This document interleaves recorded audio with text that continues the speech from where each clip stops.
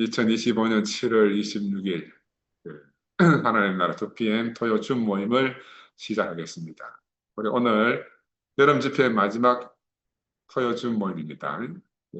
하나님 말씀은 마태복음 1장 1절에서 2절 말씀 제가 읽고 시작을 하겠습니다. 아브라함과 다윗의 자손 예수 그리스도의 세계라. 아브라함이 이삭을 낳고 이삭은 야곱을 낳고 야곱은 유다와 그의 형제를 낳고 여기 1장 1절에서 2절 말씀인데 그 마태복음의 첫 1장, 2장은요, 전체적 개요가 창세기 내용과 거의 유사합니다. 그래서 나는 이 마태복음을 보면서, 마태가 어떤 의도를 가지고 이 복음서를 썼구나 하는 걸 가면 갈수록 그렇게 깨달아져요. 왜냐면 마태나 그 당시 유대교 사람들은 이 히브리 구약 성서 내용을 정말 머릿속에 꿰고 있을 거라 생각이 들어요. 우리가 그 성경 아는 거와 차원이 다르게. 그래서 마태가 이 마태복음서를 쓸 때 그들에게는 성경이라고 하면 히브리 구약 성경밖에 없는 거라. 우리가 지금 말하듯이 신약 성경도 다 있고 구약 성경도 있는 이런 상황이 아니고 그들이 성경이라고 말하면 전부 전체적으로 히브리 구약 성경입니다. 이제 이런 상황이 우리하고 좀 다른 거라. 그래서 이 아브라함과 다윗 이렇게 말하면 이 사람들은 바로 창세기로 가는 거예요. 창세기로. 창세기로 가서 그 사람들의 어떠함을 바로 연상하게 되는 거라. 그래서 유대인 그리스도인들 중에서 이 히브리 성서를 통해서 말하는 하나님의 약속의 자녀가 이삭이라는 것을 모르는 사람은 없다 이 말입니다. 우리는 지금 모르는 사람이 있을 수가 있어. 우리는 성경이나 지식이 없고 이러니까 아이고 그게 이삭이 누구고 아브라함이 누구고 할 수 있는데 이 유대교에 속한 이 사람들은 그런 데 대해서는 너무너무 바삭하게 어릴 때부터 평생을 그 복음서 안에서 살았잖아요. 히브리 성서 안에서. 그래서 예수님이 세상에 오셨을 때 이들은 어떻게 느꼈는가 하면, 야, 이 사람이 새 창조된 사람의 근원이구나. 그 씨로서 오셨구나. 구약 성성에 계속해서 약속의 자녀에 대해서 말씀해온 그 이삭의 실제로 오신 분이 예수구나. 라고 깨닫고, 마태하고 의 공동체에서는 이런 예수에 대한 것들을 많이 나누었을 거예요. 우리가 문서를 기록하기 전에 이미 말로서 간증으로 많은 걸 교제하고, 그 다음에 이제 기록하게 되잖아요. 그래서 그들은 옛날 옛적부터 여러 모양과 여러 형태로 하나님 말씀하신 그 약속하신 메시아가 바로 이 사람, 십자가에 못 박혀 죽은 예수 이 사람이구나. 야, 근데 그 십자가에 못 박혀 죽은 줄 알았는데 그들 안에 살아나신 거라. 부활 생명으로. 그들 안에 다시 사신 분으로 나타난 거예요. 그리고 그걸 깨닫고 나니까 얼마나 가슴이 떨리겠어요. 그 새로운 사실을 인식하고 나니까. 그래서 그 서로 떨리는 마음을 아마 교제도 충분히 나누었다고 생각이 들어요. 우리가 떨리는 마음하고 좀 차원이 다를 거예요. 그러면서 구체적으로 이제 복음서를 기록하지 않았나 하는 게 제가 생각하는 거고. 그래서 아브라함을 보면 아브라함은 먼저 부르심을 받았잖아요.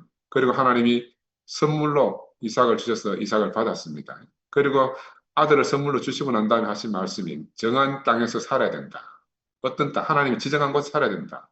이게 이제 아브라함이 우리 앞에 본을 보이는 세 가지입니다. 부르신 아들을 선물로 받고 지정한 곳에 살아야 되는 것. 바로 우리에게 하시는 말씀과 똑같은 거예요. 그래서 이제 오늘부터 이제 그의 아브라함의 아들 이삭에 관해서 우리가 한번 살펴볼 건데 이삭은 약속의 자녀라고 했습니다. 하나님이 약속하시고 전적으로 선물로서 주신 아들이다. 그런데 이 아들은 누군가 하면은 복의 근원으로서 새로운 씨를 상징한다. 거죠. 그래서 성경에 보면 사라에게서 난 자라야 내 후사가 될 것이다. 이런 말을 했잖아요. 그럼 사라하고 하갈은 어떤 차이가 있는가? 하갈은 여자의 가능성이 넘치는 사람이에요. 그죠? 하갈은 항상 임신하고 아이를 낳을 수 있는 이런 사람인데 반해서 이 사라는 어떤 사람인가? 여자로서 생명이 다 끝난 사람이라는 거죠. 사라의 후손이라는 말은 가능성이 끝난 사람의 후손이다. 사라가 낳을 자다 하는 말은 자기의 가능성, 여자로서의 가능성이 다 끝난 사람에게서 나올 자가 바로 약속의 자녀인 이삭이다. 이 말이죠. 그래서 그 사람에서 나온 사람이 아브라함 후사가 될 자격이 있다. 근데 아브라함만 끝나는 게 아니고, 지난 주에도 말씀드렸지만, 이삭도 드리고 다시 받아야 되지만, 사라도 끝난 여자다 하는 걸 우리가 꼭 기억해야 됩니다. 그래서 하나님은 아브라함만 끝나시기를 기다리는 게 아니다. 사라도 역시 끝나야 된다. 근데 이것은 이제 아브라함과 사라 이야기를 우리가 왜 하는가 하면, 이게 우리 모든 인생에 다 똑같이 이 원리가 적용되기 때문에 끝나고 다시 시작해야 된다. 이게 모든 인생에게 동일하게 적용되는 말씀입니다. 바로 이 자리에서 이삭이 나온 겁니다. 왜 그런가? 하나님은 하나님 필요하신 것이 있단 말입니다. 그래서 하나님은 창조하셨고 노아를 구원하셨어요. 이런 창조와 구원의 섭리는 모두가 다 하나님 필요 때문에 생긴 것이고 하나님 필요 때문에 행하신 것인 거죠. 그래서 우리가 흔히 말하는 피조된 세계, 이 세계가 존재를 왜 하는가? 하나님 어떤 필요를 가지고 계시기 때문에, 하나님의 필요 때문에 이 세계가 창조된 거 아니겠어요? 그렇죠? 그래서 이 피조물을 통해서, 하나님이 지으신 이 피조물을 통해서 하나님 만족하시면 이게 바로 이제 피조물에게 축복이 된다. 아멘. 하나님 만족하지 않으면 그 피조물의 축복이 될 수가 없는 거 아니겠어요? 그래서 아브라함이 이 독자 이삭을 하나님께 딱 드렸을 때 하나님이 너무 만족하신 거죠. 그리고 그 아브라함과 이삭에게 복을 주셨습니다. 그래서 어떤 복을 주셨는가 하면 이 씨가 번성해서 하늘의 별과 바닷가의 모래와 같이 그렇게 많이 번성할 것이다. 그리고 이 씨는 후대에 대적의 문을 얻고 다른 말로 이기고 승리한다 그 말이잖아요. 그리고 이 씨는 천하 만민에게 복의 근원이 된다. 이게 하나님이 약속하신 내용이라. 근데 이 아브라함은 독자 이삭을 드렸잖아요. 근데 이제 하나님이 그 드린 아들을 받고 이 아들을 통해서 번성하고 왕성케 하기로 복의 근원으로 삼겠다고 약속하셨는데, 근데 하나님은 왜 드린 것을 그냥 드리면 받으면 되는데 왜 받지 않고 되돌려 주었는가? 왜 받지 않고 되돌려 주었는가? 그냥 받으시지 않고 여기서 우리가 하나 기억해야 될 게 하나님의 필요하고 사람의 필요는 다르다. 사람의 필요는 왜 그래? 자기가 그걸 가지기 위해서 필요한 거잖아요. 사람의 필요라는 것은. 근데 하나님의 필요는 하나님 자신을 표현하고 확장하는 데 그 필요가 있기 때문에 하나님을 소유할 필요가 없는 거예요. 그죠? 그래서 이것은 이제 하나님이 뭘 필요로 하다 하는 거고 우리 사람이 뭘 필요로 하다 하는 거하고는 좀 차원이 다르다. 우리 현정이 여러분 잘 지켜봤습니까? 우리 현정이 보면요, 뭘 열심히 그리고 뭘 열심히 만들어요. 그래서 자세히 보면 그거 자기가 뭐 가지려고 만드는 거 아니라 열심히 그려갖고 누구 주고 열심히 만들어가 누구 주고 계속 나 그, 야, 저 하나님 마음하고 똑같네. 그래서 자기가 소유하려고 하는 게 아니거든. 누군가를 기쁘게 하고 누군가를 즐겁게 하고 행복하게 해주려고 늘 그런 작업을 하는 걸 내가 오래전부터 봤는데 야, 하나님의 필요는 우리의 필요하고 다르다.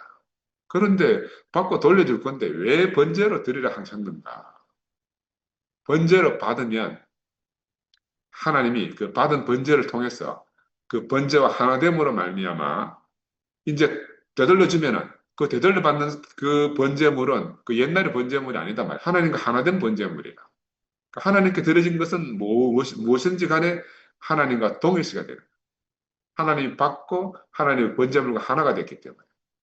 그래서 이제 구체적으로 보이지 않는 하나님이 보이는 어떤 실체로 이 땅에 오게 되는 거죠. 이게 이삭을 드리고 받는 그런 내용이라고 볼 수가 있어요. 그래서 하나님과 하나님께 드려진 이 사람은 생명 안에서 하나님과 한 생명이 되는 거죠. 그래서 하나님과 한 생명이 된 이 사람이 번성하고 번식하는 게 바로 복의 근원이 복이 된다. 그리고 이 사람은 복의 근원이 된다는 말입니다. 그래서 하나님께 드려진 재물은 하나님에게 먹는 음식으로서 표현하면 만족이 되잖아요. 하나님은 그 먹는 음식으로 만족하시고 하나님이 만족하셔야 그 결과가 인생의 축복이 되는 거라. 이거는요, 너무너무 동일합니다. 우리가 인생을 살면서도. 그래서 이 인생의 축복이 되는 이 축복이 땅에 번성하기 위해서는 하나님만 계셔서는 안 돼요.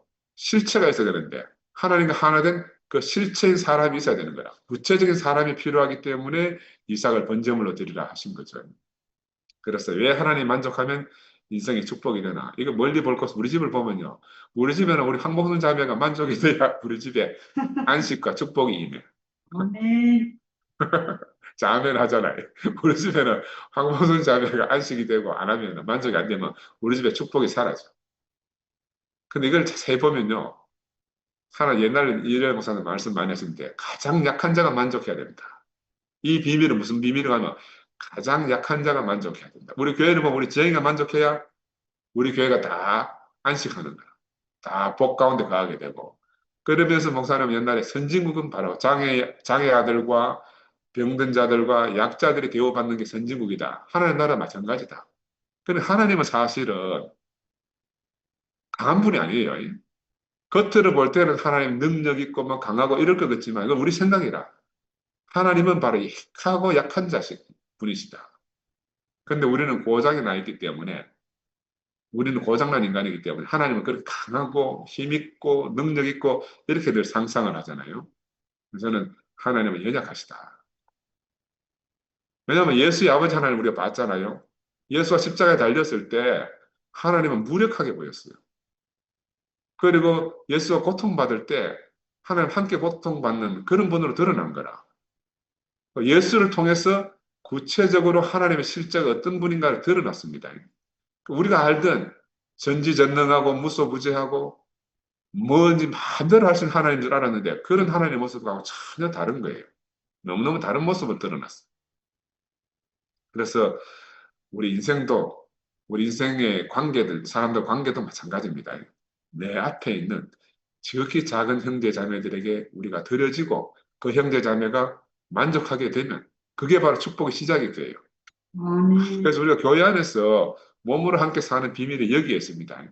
그 생각하는 거하고 실제 상황하고는 너무너무 다르다. 그래서 가장 약한 자가 만족해야 복이 흘러간다. 그런 면에서 하나님은 너무너무 연약하신 분이라. 왜? 몸이 없으니까 표현하고 싶어도 표현이 안 되고 나타나고 싶어도 나타날 수 없고 얼마나 연약합니까? 그 이제 거꾸로 우리 몸을 가진 우리를 볼 때도 우리 교회 안에 약하고 있는 사람은 말빨도 안 먹히지 뭐 말해도 뭐 누가 들어주지도 않아지 이런 거라. 마찬가지로 하나님도 비슷하다고 생각하면 돼요. 우리가 하나님에 대한 개념도 새롭게 봐야 될 필요가 있다. 그래서 이 축복의 비밀이 아브라함과 이삭을 통해서 우리가 볼 수 있게 됐습니다.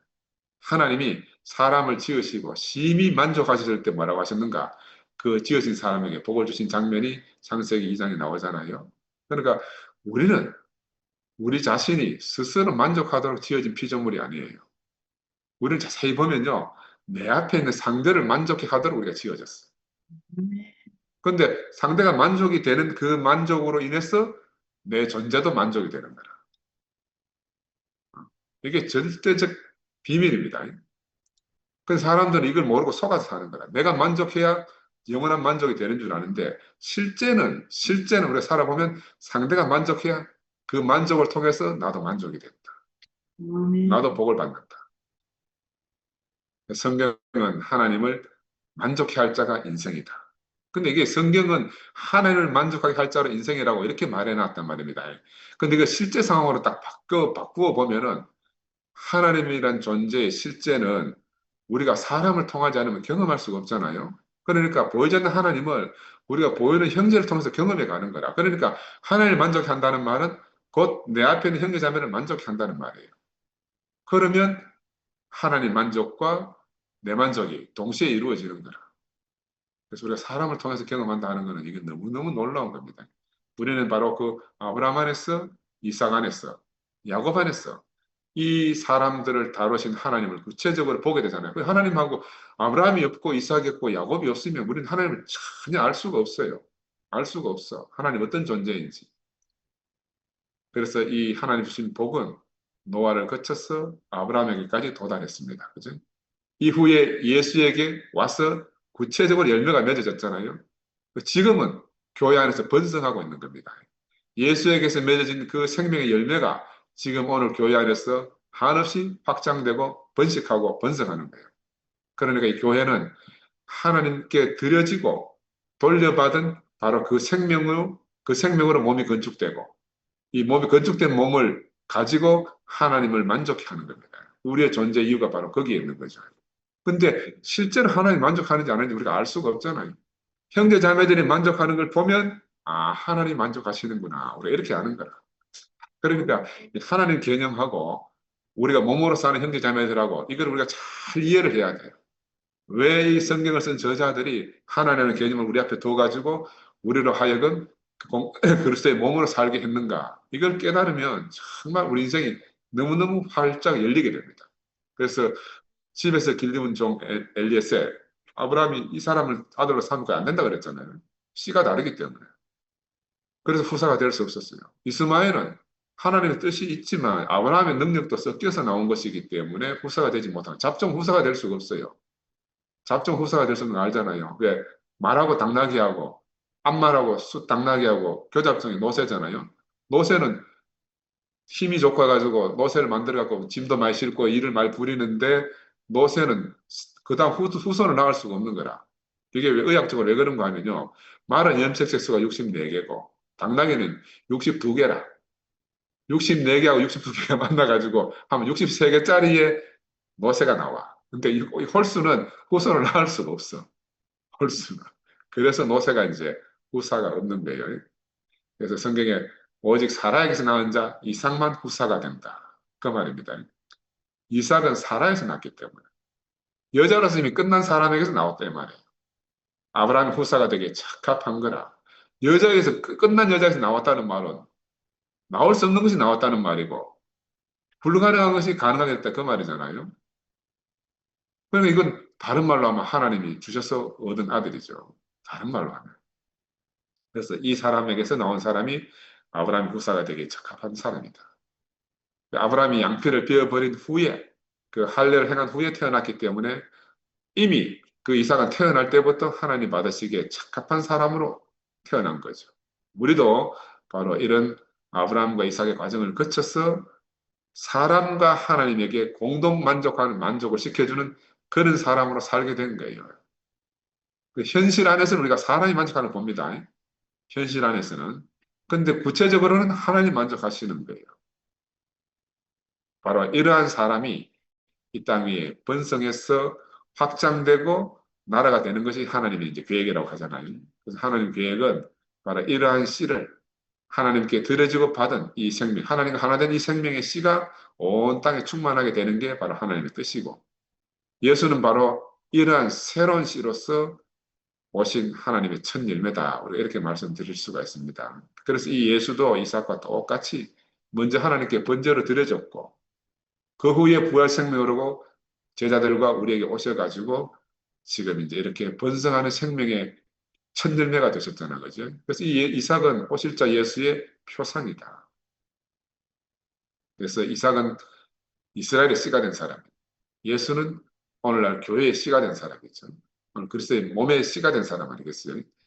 그래서 우리 오늘 교회는 다른 말로 말하면 옛 이스라엘의 실제적 새 이스라엘 이렇게 말씀드릴 수가 있어요. 옛 이스라엘은 이삭으로부터, 새 이스라엘은 예수로부터. 그래서 하나님을 자세히 보면요. 하나님은 아브라함 한 사람만 얻고 만족할 수가 없습니다. 하나님은 단체적인 한 나라를 얻기를 원하시기 때문에 그래서 아브라함 안에 일어나는 이 체험이 우리 모두의 체험이 돼서 그 나라가 되기를 원하시는 거라. 아브라함은 하나님 목적 안에서 보면 아브라함은 온전하게 부르심을 입고 나왔어요. 아들도 얻었고 또 약속한 땅에서 산 사람이지만 하나님 경륜 안에서 보면 아직 경륜 안에서는 온전하다 할 수가 없다. 아직 뭔가 부족하다. 그래서 이 아브라함에다가 이삭이 더해져야 되고 또 이삭에다가 야곱이 더해져야 되고 거기에 12아들이 더해져야만 비로소 하나님 나라가 된다. 이 말입니다. 그래서 하나님 나라를 얻기 위해서 아브라함과 이삭과 야곱 이 세 사람이 다 포함이 돼야 된다. 그래서 하나님은 어떤 하나님으로 불리어질 때 온전한가 하면 아브라함의 하나님, 이삭의 하나님, 야곱의 하나님으로 불리어질 때 비로소 하나님이 온전해지시는 거야. 하나님이. 그래서 아브라함은 어떻게 아버지가 되었는가? 하나님이 아버지인 줄 알았기 때문에 자신이 아버지로 살게 된 거예요. 그리고 우리가 앞에 어떤 누구를 보느냐가 너무너무 중요한 거야. 아브라함은 아버지를 만나, 하나님 아버지를 만난 거예요. 그래서 비로소 자기가 아버지가 된 사람이라. 이삭은 하나님이 선물로 주셨다고 합니다. 그래서 바로 이삭과 같은 자리에 있는 아들, 사람의 뜻으로 말미암지 않고 태어난 아들, 혈통과 육정과 상관없이 태어난 사람. 이 사람은 다른 말로 말하면 이삭도 하나님의 관여에서 태어난 사람이잖아요. 그러니 하나님의 관여에서 태어난 것을 마태는 성령으로 잉태되었다. 이렇게 말한 거죠. 그러니까 간단하게 말했어요. 성령으로 잉태됐다 이 말을 구약의 아브라함과 이삭을 찬하게 쓸 수가 없잖아요. 그러니까 한마디로 탁 퉁쳐서 이제 성령으로 태어났다. 성령으로 태어났다는 말 안에 그 수많은 일들이 포함되어져 있는 거다. 우리가 신약 안에서 과정을 겪은 영이라 이렇게 표현하듯이 그 수많은 과정을 겪고 난 사람이죠. 그래서 이 신약 안에서는 이삭의 실제가 예수라는 것이 이제 마태가 꼭 하고 싶은 말이더라. 그 우리가 히브리 성서 하나님 말씀으로 늘 매일 묵상하는 그 창세기에 나오는 이 사람의 실제가 바로 이 사람이다. 그치? 그래서 이 사람 이삭은 어떤 사람인가? 이삭은 태어나서 가나안 땅을 떠난 적이 없는 사람이에요. 가나안 땅에서 태어났고 가나안 땅에서 자랐고 바로 그 땅에서 죽은 사람이야. 한 번도 가나안 땅을 떠난 적이 없어요. 근데 아브라함은 아브라함 하나님 정하신 땅에서 살으라 했는데 아브라함은 양식 때문에 늘 애굽으로 내려갔잖아요. 애굽으로 내려갈 때마다 이제 고생하고 올라갔는데 그 이삭은 한 게 아무것도 없어. 태어나고 죽을 때까지 한 게 없어요. 그러니까 아무것도 한 게 없는 사람을 우리가 평범하다 하지. 특색이 없으니까. 뭐 야곱처럼 막 오만 가지 뭐 재주를 부리는 것도 아니고 아브라함처럼 막 갈 길을 모르는 지시한 곳에 어디인지도 모르고 막 가야만 하는 그런 사람도 아니고 그냥 평범한 사람이기 때문에 다른 사람이 한 일만 한 거라. 왜 특별한 일 한 게 없어요. 그러니까 사람들이 그 평범한 사람 보면 어떻게 해요? 비웃잖아요. 그래서 이삭이 졌을 때 무렵에 이스마엘이 이삭을 비웃었다 하는 이 말의 한쪽적 의미는 이스마엘은 하나님의 약속과 아브라함의 능력으로 태어났으니까 얼마나 능력이 많겠어요. 그 능력 많은 이스마엘이 볼 때 이삭은 비웃음의 대상인 거죠. 비웃음의 대상. 그러니까 이삭은 스스로 뭘 쫓아서 결정하거나 무엇을 능동적으로 할 수 없는 사람이에요. 근데 이 아브라함이 아들 둘이 얻었듯이 이삭도 아들을 둘이 얻었잖아요. 그러면 똑같아. 그러니까 특색 있는 게 하나도 없어. 그 이제 이삭도 자기 때에 기근이 들었어요. 아버지 때에 마찬가지로. 그는 내려갔는데 애굽까지 싹 안 내려가고 애굽 근처 블레셋 땅, 블레셋 성읍까지 그 그랄 땅이라는 곳까지만 내려가는 거라. 영역이 그냥 그 가나안 땅 영역 안에 딱 있어. 근데 자기 아버지처럼 아내를 또 누이라고 했단 말입니다. 그리 특색 있는 게 없고 그냥 아버지가 했는 거 다 반복해서 차이점이 있으면은 그 땅을 떠나지 않았다. 먹을 물이 없어가지고 목이 말라서 우물을 팠는데 이거 다 아브라함이 다 파놨던 우물이죠. 아브라함이 팠던 것을 아브라함이 죽은 후에 블레셋 사람이 다 우물을 막아버렸단 말입니다. 그 막아놓은 우물을 이삭은 찾아서 다시 파서 다시 그 물을 먹고 산 거죠. 우리도 지금 그런 의미에서 다 막힌 우물을 우리가 다시 파고 있는 겁니다. 아시겠어요? 막힌 우물을 우리가 지금 다 찾아서 파고 있는 거라. 우리가 새 우물을 파는 거 아닙니다. 블레셋이 막았던 아브라함의 우물을 이삭이 다시 파서 먹듯이 우리가 지금 그렇게 파서 먹고 있습니다. 그러니 어찌 골고리 우리 자신의 모습과 이삭이 다르다 할 수 있겠습니까? 우리하고 너무너무 똑같은 거라. 우리가 스스로 판 우물이 없는 것처럼 이삭도 바로 그런 사람이다. 이삭은 평생을 아버지가 준비한 우물을 다시 파서 먹은 사람이에요. 그리고 아들은 다른 말로 말하면 아버지로 사는 사람이 아들이다. 아버지 없으면 아들이 없어요. 이 아들은 전적으로 아버지로 인해서 태어났고 아버지로 인해서 살고 아버지에게로 간 사람이죠. 그래서 이삭은 우물 이름도 다시 파가지고 자기 이름 안 붙였어요. 사람은 자기 이름 붙이기 좋아하잖아요. 근데 우물 이름도 아버지가 지었던 그대로 그 이름을 지었다 하잖아요. 참 이삭은 자기가 한 게 아무것도 없어. 또 죽은 후에는 어디 가서 묻혔어요? 아버지 무덤에 같이 가 묻힌 거라. 그래, 무덤까지도 아버지가 다 준비해 놓은 곳에 가서 묻혔다. 이게 이삭의 일생이다. 그래서 우리가 이 이삭을 깊이 묵상해야 됩니다. 그래서 아들 이삭은 아버지 아브라함에게서 모든 것을 받았지 않습니까? 우리도 마찬가지입니다. 우리는 다 받은 것으로 지금 사는 거라. 예수는 하나님께 모든 것을 받은 사람이죠. 바로 그런 이삭의 실제로 사셨던 분입니다. 우리는 바로 그런 아들로 오늘을 살고 있습니다. 우리가 스스로 한 게 아무것도 없어요. 하나님 다 준비해 주셔서 주어진 것을 우리가 받아서 살고 있는 겁니다. 그래서 하나님은 지음받은 사람, 아담, 구원받은 사람, 노아, 부름받은 사람, 아브람, 이 모두에게 매 한 가지로 복의 근원이 될 것이라고 축복해 주셨어요. 창세기 1장에 보면 남자와 여자를 창조하시고 하나님이 그들에게 복을 주시며 이런 말씀이 있고요. 창세기 9장에 가면은 하나님이 노아와 그 아들들에게 복을 주시며 이런 말이 있어요. 또 창세기 22장에 가면 아브라함에게 내가 네게 큰 복을 주고 네 씨로 크게 성하여 또 내 씨로 말미암아 천하 만민이 복을 얻으리니 이렇게 복을 주신 거라. 왜? 하나님은 복의 근원을 씨를 만드시는 분이기 때문에 누구를 만나든지 간에 하나님이 복주기를 즐겨하시는 분이잖아요. 바로 혼돈과 공허와 흑암에 덮여있던 그 땅에 찾아오셔가지고 복의 근원이 될 사람을 창조하신 분 아니겠어요? 그의 타락한 천사와 사람들이 결합해서 네피림이 됐어. 그 강포가 홍수처럼 넘치던 그 시대에 복의 근원으로서 노아를 이렇게 선택해 구원하셨잖아요. 바로 이분은 그런 일을 즐겨 하시는 분이라. 또 한편으로 노아의 후손 중에서 단결에 높아지려고 바벨탑을 쌓던 그 도시에 대해서 그 도시 중에 많은 사람들 중에서 아브라함을 복의 근원으로 이렇게 선택해 불러내신 겁니다. 하나님은 어디 가면 내가 복줄 사람이 없겠나? 그 사람만 찾고 있는 거죠. 그런데 하나님을 떠난 인간들은 어떻게 살았어요? 강인해졌잖아요. 위대해졌습니다. 또 그리고 집단을 이루어 살게 됐어요. 근데 문제는 뭐냐? 강하고 위대해지고 집단을 형성했지만 그 안에 복이 없는 겁니다. 복이 없어. 이게 인생의 비극입니다. 더 강해지고 더 위대해지고 더 거대해졌지만 그 안에 복이 없다. 지금 요즘 시대를 보면 AI가 지배하고 로봇이 지배해서 모든 것이 편리해졌잖아요. 전에는 상상할 수 없는 것들이 지금 다 가능해졌어요. 그런데 문제는 한편으로는 점점점 더 복이 없는 세상으로 변해가고 있다 이 말입니다. 그럼 우리가 지금 펼쳐지는 이런 세상을 보고 우리가 복되다 할 수 없는 거 아니겠어요? 하나님이 복의 근원이시기 때문에 하나님이 없는 곳에서는 모든 것이 다 있을지라도 복이 없는 게 됩니다. 복이 없는 세상이 돼.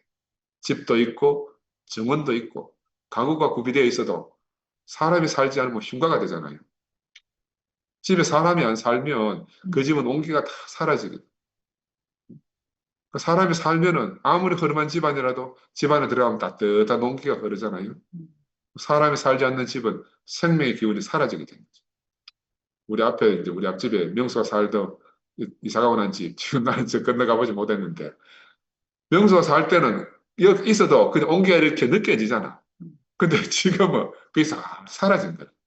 왜? 같은 집인데 완전히 느낌이 달라. 전혀 다른 느낌이에요. 그래서 마찬가지로 사람도 마찬가지입니다. 하나님이 전인 이 사람도 우리가 사지가 멀쩡해도 우리에게 하나님 주신 그 인격, 그 생명이 없으면 우리가 짐승처럼 살 수밖에 없는 거죠. 우리 며칠 전에 뉴스 한번 봤습니까? 아들을 총으로 쏴 죽인 아버지를 봤잖아요. 이런 세상이 이 복된 세상을 할 수가 없잖아요. 이건 바로 복이 없는 세상, 하나님 없는 세상의 인생의 결정판이다. 그렇게 말씀드릴 수밖에 없어요.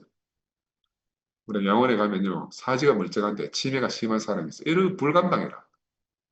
예, 사지는 멀쩡해. 머리가 고장나 있으니까. 가족도 막 그 힘을 감당할 수 없으면 돌보기가 너무너무 힘들어. 근데 요양시설의 시설 종사자들도 그런 사람을 보기 너무너무 힘들어요. 그 제가 이제 요양시설 입소할 때 환자 데리고 오면 내가 보고 그런 사람 입소시키지 말아 가거든. 왜? 머리가 막 치매가 심하면 몸이 말은 안 들어가고 누워 있어야 돌보기가 수월한데 머리는 엉망진창인데 몸은 멀쩡하면 이 정말 막 밤낮이고 언제 막 어디 불 지를지도 모르고 막 하여튼 남을 해코지할지도 모르고 감당이 안 되는 거라. 바로 하나님 없는 인생의 실제가 바로 그런 사람입니다. 치매 걸리는데 사지는 멀쩡한 사람. 이 삶 상상을 해보세요. 바로 이런 모습이 하나님 없는 인생이다. 그렇게 다 그렇게 살았었어. 또 한편 다른 사람의 모습이 있어요. 육신의 몸이 또 멀쩡해도 내가 손상이 완전히 돼가지고 의식이 없는 인간, 식물인간이라고 하잖아요. 이 사람은 살아있어. 근데 죽은 자와 똑같은 거라. 살아냈는데 죽은 사람이야. 왜냐하면 머리인 그리스도가 분명하지 않을 때 몸은 있어도 똑같은 현상이 발생한다. 살아있어도 살아있는 사람으로서 역할을 못하는 게 그런 사람이다. 그래서 하나님이 복의 원천이고 생명의 근원이시다. 우리 이 사실을 꼭 기억해야 됩니다. 그러니까 하나님을 떠나면 우리 인생에서 가장 중요하고 절대적인 것을 잃는 것이 된다. 근데 하나님 눈이 안 보이니까 사람 이것을 대충 알고 무시해 버리잖아요. 그래 아브라함도 한 번씩 그렇게 됐잖아요. 아브라함이 하나님 지시한 것을 떠날 때마다 고생길이 열리고 별별 고생을 다 했잖아요. 하나님 떠난 인간. 이 사람 바로 정신 나간 육체처럼 된 거예요. 인격을 잃은 동물같이 된 것이 하나님 떠난 인간의 모습이다. 이렇게 말씀드릴 수가 있습니다. 그래서 하나님은 바로 그런 시대에, 그런 세대에 복의 근원으로 씨를 만들기 위해서 노아도 구원했고 아브라함도 불러내시고 그래서 그 세대 전체를 구원하지 뭐 않으신 거야. 항상 한 사람을 불러서 그 세대 전체를 구원하신 겁니다. 그래서 하나님은 항상 그제나 지금이나 한 사람이 필요해요. 오직 한 사람. 그 씨가 너무너무 중요한 거야. 이 씨로 인해서 천하 만민이 복을 얻게 됩니다. 이게 하나님의 방법입니다. 우리의 방법과 달라. 우리의 방법과 달라요. 그래서 하나님의 개입이 없으면 태어날 수 없는 이삭이잖아요. 그 성령의 개입이 없으면 태어날 수 없는 예수. 같은 사람이죠. 그러니까 사람의 방법이 아닌 하나님의 방법으로, 선물로, 약속으로 주어진 아들이 이삭이다. 근데 그 이삭이 실제로 우리에게 오신 분이 바로 예수다. 그러니까 하나님이 예수를 우리에게 약속의 선물로 주신 거죠. 히브리 성서의 많은 역사와 과정을 거쳐서 온 그 사람의 실제로 예수를 우리에게 주신 거죠. 그래서 예수는 하나님 주신 이 생명을 제자들에게 심었고, 그래서 제자들은 그 씨를 30배, 60배, 100배로 번성시켜서 오늘 우리에게까지 전달이 된 거 아니겠습니까? 그러니까 심고 거두는 이 방법은 계속 반복됩니다. 씨는 열매를, 열매는 다시 씨를 낳는 이 선순환의 과정이 계속 반복되는 거라. 오늘 우리에게도 마찬가지로 반복된다고 할 수가 있어요. 그런데 씨가 오염되면 어떻게 됩니까? 정상적인 열매가 나올 수 없잖아요. 우리 종묘상 사모님 여기 계시잖아요. 오염된 씨가 잘못 팔리면은 막 난리 나잖아요. 막. 그지? 그래서 씨가 너무너무 중요하고 종자가 그래서 중요한 거죠. 그래서 오염된 씨를 뿌리게 되면 하는 농사는 다 망치는 거 아니겠습니까? 그래서 항상 건강하고 새로운 씨를 뿌려야 되는데 돌감나무를 두고 아무리 노력을 해도 거기 단감나무가 안 되는 것처럼 이미 씨가 문제가 돼서 삐뚤어져 버린 이 세대는 고칠 수가 없잖아요. 그러니까 폐기 처분해야 되는 폐기 처분. 폐기 처분하고 새로운 씨를 심어야 된다. 그래서 하나님 바로 오랜 시간을 거쳐서 새로운 씨 한 씨를 만들기 위해서 하는 과정을 통해서 한 사람을 만드신 거죠. 이 한 사람은 앞으로 올 많은 사람의 근원이잖아요.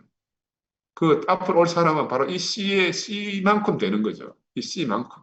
그래서 아담의 세대는 셋으로, 셋의 세대는 노아로, 노아의 세대는 아들 셈으로, 셈의 세대는 아브라함으로. 한 세대는 그 세대를, 한 씨는 그 세대를 낳는 거죠. 그 아브라함 세대는 이삭으로 이어져서 야곱으로 번성해서 이스라엘 된 겁니다. 이게 모두 근원 안에서 이루어진 일이고 하나님의 근원을 소중하게 여기는 바로 하나님의 경륜의 중요한 이유라고 말씀드릴 수가 있어요. 그래서 우리 세대는 우리의 근원만큼 자랄 것인데 우리의 근원이 누굽니까? 바로 예수 그리스도다. 그래서 그리스도의 장성한 분량만큼 우리가 다 자라게 되는 거라. 우리는 스스로 여기소침해야 될 필요가 전혀 없어요. 아멘. 바로 우리에게 새로운 씨가 되기 위해서 새로운 씨로 하나님 확보하셔서 우리에게 선물로 주신 분이 예수라. 그래서 이 새로운 씨를 확보하기 위해서 예수는 어떻게 했습니까? 십자가에서 죽었습니다. 왜 십자가에 죽었나? 우리는 다 불순종을 하고 거역이 우리 속에서 끝나지 않는 사람이기 때문에 이 불순종과 거역이 끝나야만 새로운 씨가 올 수가 있으니까 이 끝내기 위해서 죽으신 거죠. 아멘. 옛날에 제가 한번 말씀드렸는데 성경에 보면 씨를 막 옥토에도 뿌리고 자갈밭에도 뿌리고 비짝밭에도 뿌리고 이렇게 한다 그러잖아요. 그 옥토가 어딘가? 옛날에 그냥 옥토 그냥 잘 가꾸어진 막 잘 막 다져지고 해서 막 그때 그게 옥토인 줄 알았는데 요즘 저는 새롭게 십자가 안에 있는 것이 새로운 옥토구나. 십자가 새로운 씨가 뿌려질 옥토다. 그 하나님의 씨는 십자가 안에 뿌려져야 된다. 아멘. 거기에 뿌려져야 100% 온전하게 그 생명이 100% 우리 한철이가 좋아하는 100% 생명이 재생되는 거라. 그 십자가에서 벗어나면 다 돌짝 받치고 자갈 받치고 해서 막 다 변질돼 버려요. 그리고 다른 것을 뿌리면 그 생명이 다시 나지가 않아요. 오로지 이 씨는 십자가 안에 뿌려져야 돼요. 왜 우리를 다 십자가 안으로 부르시는가? 바로 그런 이유 때문이다. 그래 이제 우리의 거역과 불순종을 끝내기 위해서 죽은 것은 좀 어떻게 보면 소극적인 의미라 할 수 있고요. 능동적 의미에서는 하나님 필요 때문에 예수는 죽었다. 하나님 필요 때문에. 왜? 하나님은 바로 사람의 운명을 필요로 하시는데 이 사람의 과거사를 다 정리하고 끝내야 되니까 예수를 통해서 다 끝내버린 거죠. 한 번에 한 번에. 사람은 본성적으로 흙으로져진 운명을 거절하잖아요. 하나님 이 거역을 십자가를 통해서 한 방에 끝냈어요.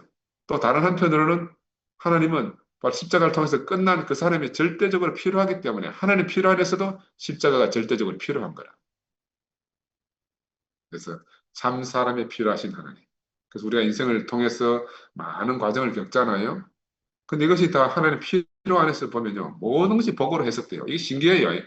분명히 이쪽 상황에서 보면 막 피하고 싶고 막 억울하고 힘들고 막 짜증나고 하는 막 그런 일인데 시각을 탁 바꾸어서 보면 모든 것이 100% 야, 하나님이 나를 복 주려고 이런 코너를 몰았네 하고 새롭게 해석이 되는 겁니다. 뭐 상황이 바뀌는 게 하나도 없어요.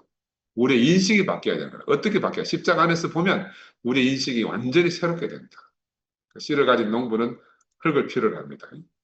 왜 흙을 필요로 해요? 흙이 위대해서가 아니잖아요.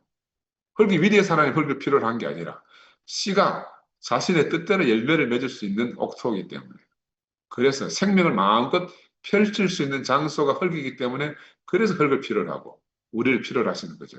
왜?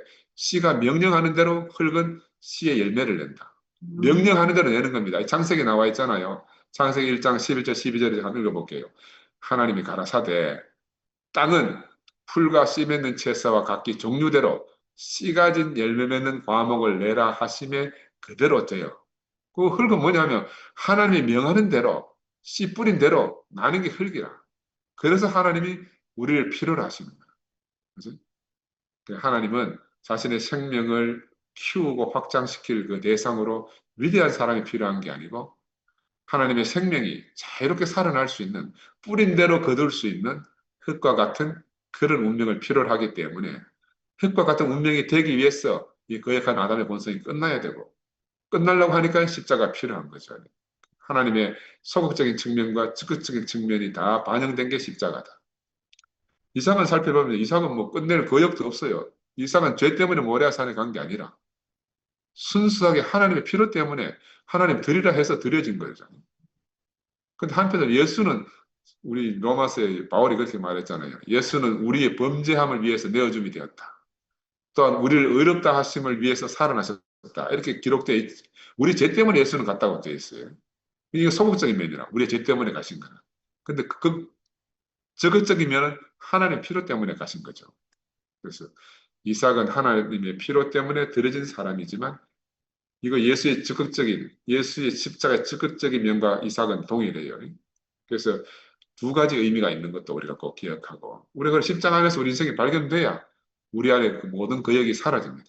아멘. 십자가 안에 가면 예수는 사람에게 버림받았잖아요. 우리도 그 자리에 가면요. 그냥 가는 게 아니에요. 다 버려져야 갑니다. 버려져야 가요. 근데 그 자리에 가서 보면 하나님의 필요 안에서 예수는 모든 사람의 대표자로 십자가를 지신 것처럼 우리도 그 운명을 받아들이게 되는 거라. 우리도 그 운명을 받아들이게 돼요. 그래서 이게 참 중요한데 모리아 산에서 내 아들 독자를 내게 드리라. 아브라함이 이런 하나님의 말씀을 들었습니다. 딱 그 말씀을 받는 아브라함 어땠어요? 그때부터는 아브라함의 모든 자유가 딱 제한되었어요. 뭐 십자가는 뭐예요? 제한. 그죠? 하나님은 하나님의 목적을 위해서 사람을 지었는데 이삭은 하나님의 목적을 위해서 드리라고 한 거예요. 똑같은 겁니다. 하나님의 목적 때문에 다 일어나는 일이에요. 하나님의 말씀 앞에서 하나님의 목적 때문에 아브라함의 자유가 제한되었어요. 내가 지난 시간에 이삭이 그냥 대충 날짜 계산해 보니까 시간이 한 37살 됐다고 말씀드렸죠. 90세 사라가 나와가지고 모레아산에 갔다 와서 사라가 죽을 때 보니까는 사라가 127세가 되었으니까 이삭이 30살 넘었단 말입니다. 그런데 그냥 아버지 따라서 뭐 장작 메고 아버지 따라갔어요. 모레아산에 올라가서 아버지를 도왔습니다. 또 단을 다 쌓은 후에 드릴 양이 있습니까? 물으니까 아버지가 자기를 딱 잡아 묶고 단위에 올리잖아요. 힘으로 말하면 이삭이 아브라함을 못 이기겠습니까? 그냥 그 아버지의 제한 안에 처음부터 아버지의 제한 안에 있는 사람이에요. 그러니까 완전히 아버지에 의해서 제한되어진 사람이 이삭이다. 예수의 표상입니다. 이삭의 자유는 제한되어졌어요. 이삭의 자유가 제한되어지니까 누구의 자유가 남아요? 바로 아버지 아브라함의 자유만 남게 되는 거라. 신기합니다. 우리가 제한되어지면 하나님 자유로우신 분이 돼요. 우리가 제한되어져야 하나님이 자유하시게 되는 거라. 그래서 하나님 말씀 앞에서 아브라함의 자유는 제한되어졌다. 근데 이삭은 아버지가 묶은 그 묶음 안에서 이삭의 자유가 제한되어진 거예요. 이 똑같은 일이 반복되는 겁니다. 그래서 이삭은 죄 때문에 단위에 묶여진 게 아니라 그랬잖아요. 하나님의 필요 때문에 묶여졌어요. 그러므로 하나님의 필요 안에서 보면 바로 이 이삭은 예수의 예표다. 그래서 우리가 인생을 돌아보면 하나님의 목적을 위해서 우리가 묶여진 사람, 제한받는 사람은 복되다 할 수가 있습니다. 아담은 처음부터 하나님의 그런 목적을 위해서 창조되어졌지만 그 제한된 자로 지어졌지만 그는 그의 길을 갔잖아요. 그리고 하나님은 다시 자기의 목적을 포기할 수 없었어. 하나님 자신의 목적을 이루기 위해서 예수를 이 땅에 보내셨고 십자가의 죽음이라는 큰 제한을 받고 그 예수 안에서 우리의 모든 불순종과 그에게 끝내심을 이루신 거 아니겠어요? 그죠? 그래서 아담은 흙으로 젖었다. 이 말은 무슨 말인가? 흙은 스스로 아무것도 할 수 없다. 농부의 목적 안에 흙이 제한된다. 이 말입니다. 그것도 참 신기하더라고요. 오늘도 우리 이제 오랜만에 우리 집 잔디를 깎았는데 우리 앞마당의 잔디는요. 잔디가 좀 듬성듬성해. 근데 저 산을 깎아서 만들어 놓은 잔디밭은요. 잔디가 막 얼마나 빽빽하게 나는지. 왜? 저 산 위에 있는 흙은 그냥 그대로 진짜 제대로 된 흙이고 우리 마당에 있는 흙은 마사토 뿌리는 흙이거든. 그러니까 마사토라서 잔디가 엉성하게 자라는 거야. 그러니까 같은 씨라도 그 흙이 어떠냐에 따라 그 질이 달라져. 질이 달라져. 음, 그래서 음, 아담은 이 제한된 이 길이 싫어가지고 천사와 같이 데리고 선악과를 먹었잖아요. 이게 타락하고 범죄의 길이잖아. 이삭은 아까 말씀드렸지만 아무것도 스스로 할 수 없어요. 아버지 아브라함이 하나님, 오로지 그의 목적을 이루기 위해서 태어난 사람이라 할 수가 있습니다. 예수가 바로 그 사람이에요. 바로 예수의 예표고 그림자로서 이삭은 살았습니다.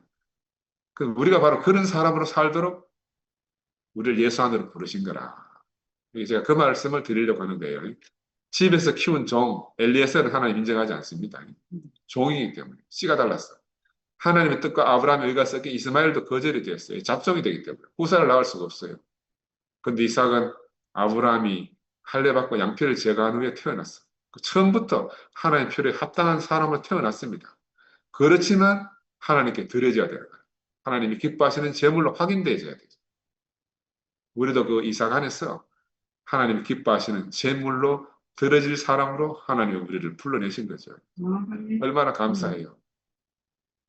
그 아담 안에서 보면요. 엘리에셀도 안 되고 이스마엘도 안 되고 양피를 가지고 태어난 자들이지만 우리는 하나님의 은혜로 말미암아 우리가 다 그런 사람 아니겠어요? 한때 엘리에셀로 살았고 이스마엘로 살았고 근데 이것들이 다 거절되어졌다는 게 성경에 기록되어져 있습니다. 근데 우리는 어떤 사람으로 발견되어지는가 하면 그 이삭을 드리려고 딱 봤는데 잡으려고 하니까 하나님이 야야 준비되어 있다. 준비된 게 뭐예요? 뿔이 걸린 순양이 제물로 준비되어 있는 거라. 난 이게 한 번도 우리 자신인지 몰랐어. 뿔이 걸린 순양을 하나님이 제물로 받은 거라. 이삭을 드리려는 그 절대절명의 순간에 이게 얼마나 복됩니까? 우리의 뿔이 수풀에 걸리는 날. 우리의 뿔이 수풀에 걸리는 날. 우리가 세상을 헤매고 다니면 저 세상에 엄청난 수풀 속에 갈려가 뿔이 탁 걸려가지고 막 이리 빼도 안 되고 저리 빼도 안 되고 막 발버둥을 치잖아요. 언 놈이 잡았나 하고 막 누가 난리 뒤통수 잡아가 안 놔주나 하고 막 아무리 쳐도 잡은 놈은 안 보이고 뿔은 걸려가 있고 오도 가도 못하는 오동난게 걸려가지고 내가 그런 한탄을 많이 한 적이 있습니다. 우리 머리 위에 단단히 솟아난 뿔이 있습니다. 이게 어릴 때 유용한 건 남을 들이받을 때 너무너무 요긴한 뿔이에요. 그죠? 근데 이제 그 뿔났지만 하나님의 말씀을 듣고 개가천선해서 하나님 안에서 예수한 사람 살아보려고 영트림을 하면 이놈 뿔 때문에 매일 걸려 넘어지는 거라. 그래가 이 뿔 때문에 늘 스스로 자책하고 나는 왜 이리 안 되노? 이게 숫장 머리 위에 솟아난 뿔입니다. 우리가 다 그런 뿔을 가지고 지금 하나님 앞에 숯불에 걸려가지고 제물이 될 자리에 온 거예요. 그래, 야, 우리는 이 뿔 때문에 막 하나님 뿔 좀 어떻게 해결해 주십시오. 막 그 뿔 없애기 우리가 소원하는데 하나님 괜찮다. 네 그 뿔 때문에 내가 그 뿔을 얽으면 끈이 있으니까 너는 요 딱 사로잡히면 제물로 드려지기 합당하다. 야, 그래 우리는 뿔이 있는데 하나님은 뿔을 얽으면 끈이 있는 분이시다. 얼마나 감사해요. 나를 치환시킬 그 끈을 가지고 계신 분이 하나님이다. 나도 내 인생을 저렇게 생각하면 막 설치고 돌아다니다가 뿔이 숲으로 딱 걸렸어. 그래, 오다가도 못해가지고 교회 끌러온 게 이 교회입니다. 그러니까 그 우리의 뿔을 얽어낼 그 끈이 뭐예요? 그게 바로 십자가라. 하나님 이미 십자가를 가지고 다 준비해놓고 기다리고 계신 거예요. 이것도 저것도 모든 것을 다 해체하는 십자가. 이 십자가가 미리 준비되어져 있다. 우리가 뿔을 쳐들고 숲속을 헤매다가 어느 날 숲풀에 걸려가지고 오도 가도 못하고 다 붙잡혀 여기 왔죠. 여기 온 사람 치고 그렇지 않은 사람 한 사람도 없을 겁니다. 다 자기 마음대로 살고 싶어서 발버둥 치다가 어느 날 보니까 마음대로 안 되는 거라. 분명히 마음대로 살 것 같았는데 뿔이 딱 숲풀에 걸리고 나니까 마음대로 될 수가 없지. 이 길이 바로 우리에게 정해진 길이고 운명이다. 그러므로 우리는 자기 십자가를 지고 앞서간 일을 따라가야 된다. 이게 성경이 우리에게 계속해서 하시는 말씀입니다. 무성한 숲풀에 사로잡힌 뿔로 인해 가지고 우리는 자고할 수 없는 사람이 되었습니다. 우리는 사로잡힌 자가 됐어요. 꼼짝달싹할 수 없는 사람이 된 겁니다. 이게 우리 첫 자리입니다. 우리의 복이 시작되는 자리예요. 그게 너무너무 원망스러웠어요. 마음대로 할 수 없어가지고 막 이리 돌리고 저리 돌리고 해도 막 도망갈 수도 없고 얼마나 저주스럽습니까? 근데 그 자리가 절대적으로 제한받는 그 자리가 우리의 복이 시작되는 첫 자리다. 저주라고 여겨졌던 바로 그 자리가 복이 시작되는 첫 자리다. 그래서 예수는 이 길을 먼저 보고 가셨잖아요. 먼저 가심으로 우리의 대표자가 됐다 할 수 있어요. 그러니까 이 길을 지금 피해 가시는 사람은 한 사람도 없습니다. 그리고 하나님 은혜를 우리 왜 구합니까? 우리가 이 길을 빨리 단축시키기 위해서. 아브라함은 100세가 돼서 이 길을 깨달았어. 근데 우리는 그 100세까지 기다릴 필요가 없습니다. 예수는 바로 30살 돼서 이 길을 가셨잖아요. 우리는 그 길을 더 일찍 갈 수 있어요. 왜? 우리는 더 진전되어져 있기 때문에. 우리 현정의 아들 진광이는 20세 전에 이미 그 길을 알고 갔어요. 우리 대표자가 먼저 그 길을 알고 갔단 말입니다. 우리는 그보다 더 일찍 이 길을 갈 수가 있어. 이게 얼마나 감사합니까? 아브라함의 아들 이삭은 예수의 선구자고 예수는 우리의 선구자시다. 그지? 그러니까 우리보다 먼저 그 미지의 길을 개척하고 뚫고 간 이들이 있으니까 얼마나 감사해요. 전적으로 하나님 은혜로 할 수가 있습니다. 그들을 그렇게 하시는 일은 하나님 때문에 하나님이 하시잖아요. 우리가 한 게 하나도 없어요. 이삭은 자기 한 게 한 개도 없다 그랬잖아요. 우리는 이 열린 길을 보고 더 이상 지체하면 안 되지 않습니까? 우리가 하나님께 들어지는 길은 이미 많은 과정을 거쳐서 확인된 길입니다. 다른 길이 없어요. 다른 길이 없어.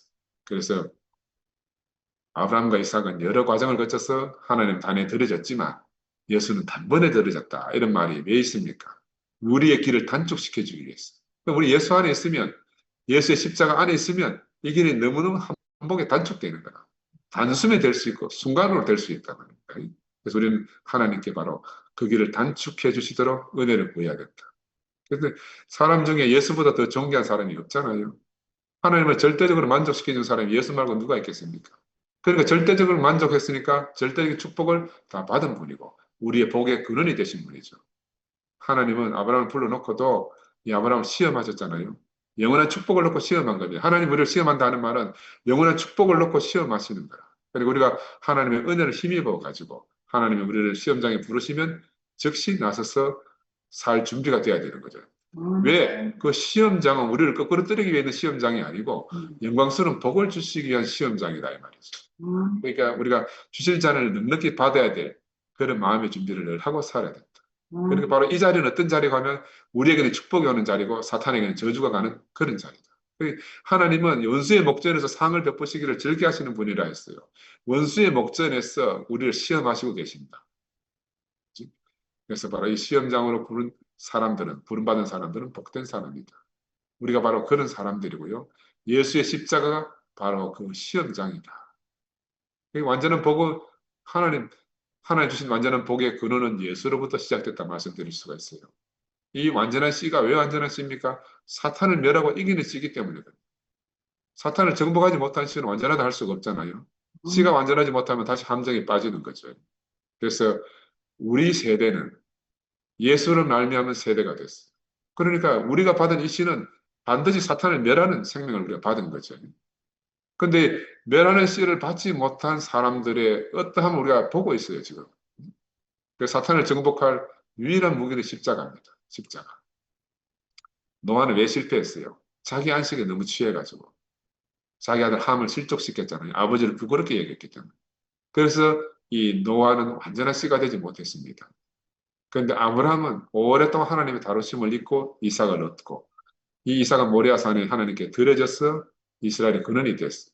근데 이제 그 선물로 사랑하고 선물로 받은 아들이라도 하나님께 먼저 드려야 됩니다. 아, 이게 너무너무 중요해요. 하나님이 주시고 했지만 다시 드려야 돼요. 드리고 주시면 다시 받아 살아야 되는데 이게 인생인데 이 사람이 여기서 딱 걸리는 거나 이게 안 돼. 왜? 드리면 영 다시 못 받을 것 같잖아요. 여러분 그런 경험 없습니까? 드리면 영 다시 안 줄 것 같아. 그래 이게 못 내놓는 거라. 제가 우리 사람 옛날에 우리 사람이 돈에 대해 철저하거든. 그러니까 들어가면 안 나와. 그러니까 내가 95%는 줘도 5%는 숨기고 싶은 게 있잖아요. 숨겨 싶은 게. 야, 근데 어느 알았어. 이거 100%를 다 줘야 되는 거야. 그 100을 다 주니까 자기 마음대로 하나도 못 하는 거라. 내가 조금 꼬불 고 있으면 계속해서 압박이 들어가. 근데 100%다 주고 나면 자기 마음대로 못 하고 나한테 다 물어서 하는 거야. 이 하나님과 사랑과의 비밀이야. 그러니까 우리가 하나님께 100% 드려야 돼. 조금이라도 꼬불 고 있으면요.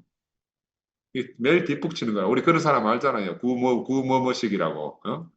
목사님한테 물어보면 하지 마라 할 것 같아갖고, 퇴직연금 받은 거 몽땅 어디 사기꾼한테 당해가지고, 다 떨어문 사람이. 왜 그래요? 쭉 목사님한테 상의하면 하지 마라 하고, 그 자기가 큰 복을 얻을 길을 놓칠까 싶어서 말 안 하고 했다가 결국은 다 털어먹었잖아요. 거의 멀리 안 있습니다, 얘가. 여기 우리가 이제 건너가느냐 못 건너가느냐 요 차이라. 십자가는 완전한 근원을 만드는 자리입니다. 근원이 잘못된 것은 다시 시작해야 돼요. 죽고 다시 살게 하는 이 십자가 없으면 우리가 새로운 시작을 할 수가 없다. 그러면 새 창조가 일어날 수가 없다. 하나님 처음 창조는 제가 지난번에 말씀드렸지만 하나님 처음 창조는 없는 데서 있는 것을 만들어내는 창조예요. 없는 것을 있는 것처럼 부르시는 창조라. 근데 예수로 말미암은 새 창조는요. 이미 하나님 주신 것 말고 더해진 모든 것을 빼는 창조라. 그러니까 새 창조는 빼기 창조라. 빼기 창조. 뭐 더해질 것이 없어요. 다 빼고 나면요. 몸이 가벼워지는 거야. 하나님이 부르시면 항상 예할 수 있고요. 동원하면 예, 설해도 예. 이유가 없는 사람이 되는 거야. 빼고 나면 하나님이 주신 것만 남기 때문에 이익 없는 사람이 되는 거죠. 근데 이 십자가는 말로 지는 게 아니다. 지금 말로 지는 한 무리가 있잖아요. 말로 지는 사람이 있어요. 이 십자가는 인생을 통해서 삶으로 증명하며 사는 것이 이 십자가다. 옛날에 우리 임 목사님이 내가 좀 요즘 생각하니까 늘 우리가 죽으려 할 필요가 없다 그랬어요. 단지 발견하는 이게 참 맞는 말 같았어 그때는. 단지 발견하는 것이다. 왜냐하면 내 의지가 동반돼서 죽으려 하면은 내 의로 끝나는 거니까. 발견하지, 네 힘쓸 필요 없다. 이런 말씀을 하셨는데, 지금 내가 가만히 생각해 보니까요. 뿌리 수풀에 딱 걸리면 다른 방법이 있습니까? 없습니까? 내 뿌리 수풀에 걸렸다는 걸 깨달으면요. 이 내 운명 그냥 맡겨야 돼. 그죠? 우리 그물에 걸린 물고기 발버둥 친다고 그물을 빠져나갈 수가 없잖아. 그죠? 맡겨야 되는 거야. 내 의지와 상관이 없어요. 왜냐하면 내 의지보다 더 큰 의지에 붙들려 있기 때문에. 그런데 문제는 단지 발견만 해서 되는가? 이 십자가라는 것은 삶을 통해서 경험해 가는 거라고 제가 말씀드리잖아요. 예수 십자가의 죽음의 내용을 우리 삶을 통해서 경험해 가는 겁니다. 근데 이 문제가 지금 발견만 하는 거라고 했기 때문에 발견하면 다 됐다 하기 때문에 지금 이 사달이 난 거라. 무엇이 잘못됐어요? 발견이라는 객관적인 것이라. 우리가 KTX 타면 서울 가는 줄 다 알아요. 이 발견이라 발견. 그 서울 가려면 어떻게 해야 돼요? KTX 타야 돼. 그죠? KTX 타면은 부산 서울까지 간다. 누구나 다 알아. 바보도 알고 다 알아. 그런데 문제는 아는 걸로 갈 수 있는 게 아닌 거라. 아는 걸로 서울 못 가는 거라. 서울 가려고 하면 KTX 타야 돼요. 그죠? 안 타면 영원히 못 가지. 그래서 살아내고 경험하는 삶은 주관적인 것입니다. 예수의 십자가 운명은 내가 전적으로 내가 살아내야 되는 내 자신에게 달린 문제죠. 이게 뭔가 지금 살짝 삐뚤어진 것 같아요. 그냥 발견한다는 의미에서 발견만 하면 얼마나 쉽겠습니까? 쉽긴 쉬운데 갈 수가 없어. 쉬운데 갈 수가 없는 거라. 그래서 아브라함은 새로운 시작을 위해서 이삭을 모리아산으로 데리고 왔잖아요. 그래서 이 새로운 시의 실제인 예수가 바로 하나님 복의 근원이 됐고 이 천하 만민의 복이 다 예수에게서 나옵니다. 그래서 예수에게 나온 자는 바로 새로운 인류가 됩니다. 저주가 없는 새로운 인류가 되는 거죠. 그러니까 이 아브라함이 이삭 낳고 이삭은 야곱을 낳고 야곱 12형제를 낳고 12형제는 이스라엘 12지파가 된다. 야, 이건 하나님이 계획한 영원한 나라를 소망하는 거죠. 이 일은 실제로서 우리가 지금 살고 있는 겁니다. 하나님의 경륜을 이루는 실제로서 우리가 살고 있는 거예요. 이 사람의 실제로서 예수를 우리에게 주셨잖아요. 그러니까 예수가 바로 우리 인류의 새로운 씨다. 그래서 구약 아래서 이삭은 이스라엘의 복의 근원이 된 것처럼 얼마나 감사하겠습니까, 그렇죠? 그래서 이삭은 모리아산에서 돌아옴으로 이스라엘의 복의 근원이 됐고, 예수는 갈보리 십자가에서 죽고 부활하심으로 오늘 새 인류의 복의 근원이 됐다. 그래서 이 십자가는 복의 근원을 창조하는 하나님의 시험장이라 할 수가 있습니다. 그러니까 이거는 객관적으로 안다고 가는 게 아니고요. 내가 그 KTX를 타듯이 내 삶을 던져서 내가 살아내야 되는 시험장입니다. 살아내는 그 자리에서 하나님이 예비한 복을 다 누릴 수가 있는 거죠. 그러니까 하나님이 주시지 않는 것을 처리하는 과정, 그런 시험장이 바로 예수 십자가다. 하나님이 주시는 것을 다 받기 위해서 내 것을 다 내려놔야 된다. 그죠? 이삭은 바로 그런 아들로 우리에게 보여준 우리의 본입니다. 이런 세계로 부르신 주님을 찬양합니다.